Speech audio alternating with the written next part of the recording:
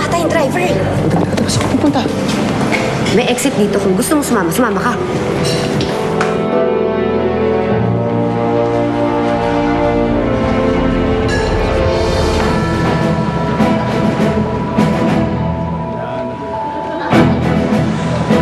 Tingnan niyo sa likod.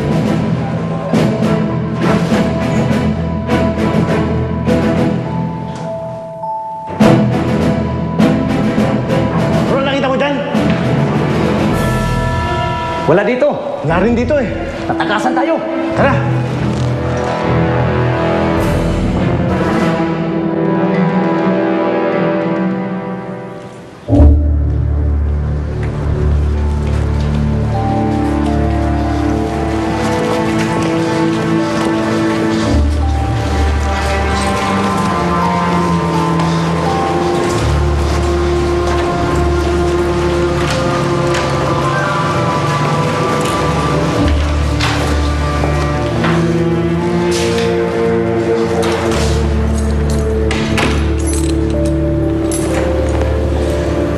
May damit na dyan. May pagkain sa ref. Para sa'yo. Papatayin ko yung lalaking yan. Hindi mo papatayin si Jacob. Naiintindihan mo ba?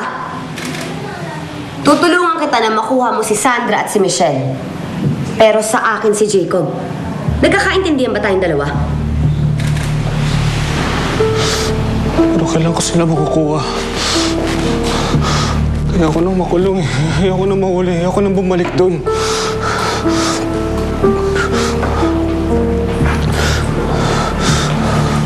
Eto ang susi. Ang cellphone. Dito ka lang muna habang mainit ka pa. Hindi ka pwedeng lumabas dito. At hindi ka pwedeng makita ng mga kapitbahay. Ako nang bahala magdala ng mga supplies mo. Pero kailan ko nga sila makukuha? Simeon, pareho lang naman tayo na gustong mangyari. Pero hindi tayo pwede magpadalos-dalos. Ako ang magsasabi kung kailan yung tamang panahon.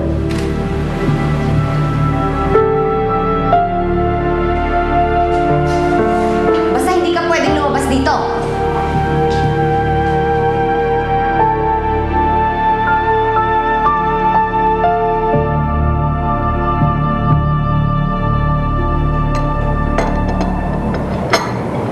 Oh, ba't ka pa nag-antay? Bakit naman hindi? Saan ka ba galing? Ano ba to? Pulis ka ba? Kailan ka pa nagtanong kung saan ako nagpunta? Lynette, sandali.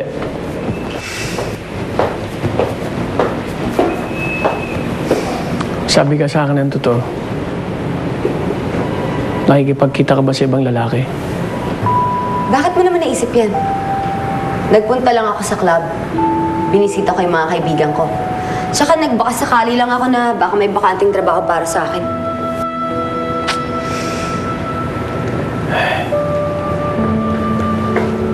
Bakit ka naman babalik pa doon?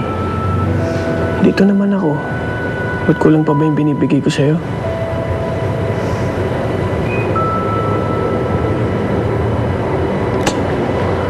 Huwag ka nang bumalik doon. Ako nang bahala.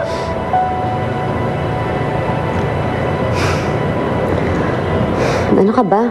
Anong ikaw bahala? Hindi ka pa nga tapos magbayad sa mga utang mo, di ba? Bale, magsisipag ako. Kakayanin ko yan. Doble trabaho.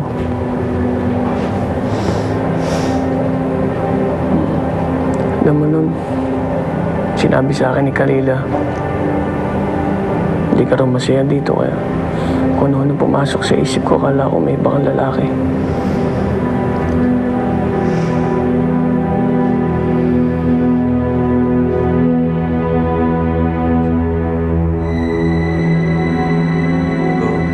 In a faraway kingdom, a tiny princess was born.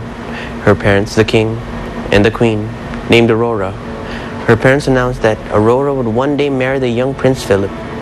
He lived in a neighboring kingdom to celebrate Aurora's birthday. The king held a great feast at the castle. People came from near and far, bringing gifts for the child.